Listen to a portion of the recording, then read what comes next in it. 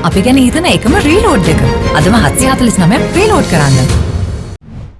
The four adults who were arrested by the police during Sunday's Galle Heroes Memorial at Galle Face Green were produced to court today and after were released on personal bail worth 500,000 rupees each.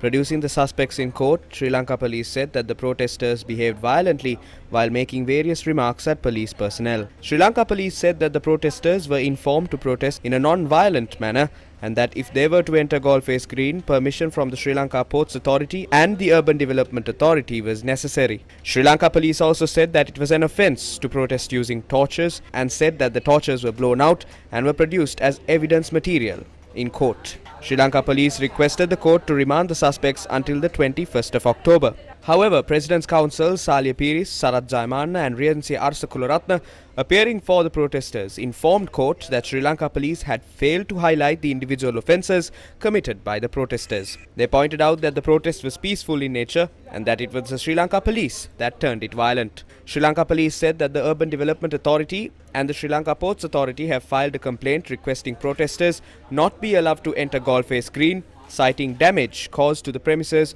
following previous incidents. President's Counsel Sarath Jayamanna said that it is not necessary to obtain permission to enter Galle Face Green as mentioned by Sri Lanka police, adding that an inscription dating back to the Colonial Era affirms that the area has been designated for women and children.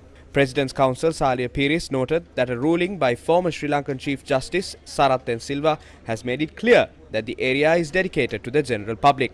President's Counsel Sarath Jayamanna pointed out that there is no need to obtain permission from the police under Section 77(2) of the Police Ordinance based on how Sri Lanka police had charged the suspects and noted that it only states that the Sri Lanka police must be informed if there is such a march. The President's Counsel stated that protesters crossing the road opposite Galle Face Green had been construed by Sri Lanka police as a procession or march.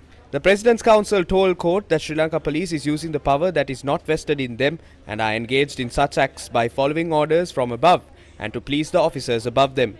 Producing video evidence to the Fort Magistrate, the Counsel pointed out that 2 children were subject to police brutality during the protest. Sri Lanka police said that the father of the child had repeatedly brought his wife and child as a shield during protests. Responding to this claim, the President's Counsel said that the parents have a right to accompany their children. Fort Magistrate Tilina Gamage, who considered the submissions made by Sri Lanka police and the defence, ordered the 4 original suspects and another who was named in court as a suspect to be released on personal bail worth 500,000 rupees each.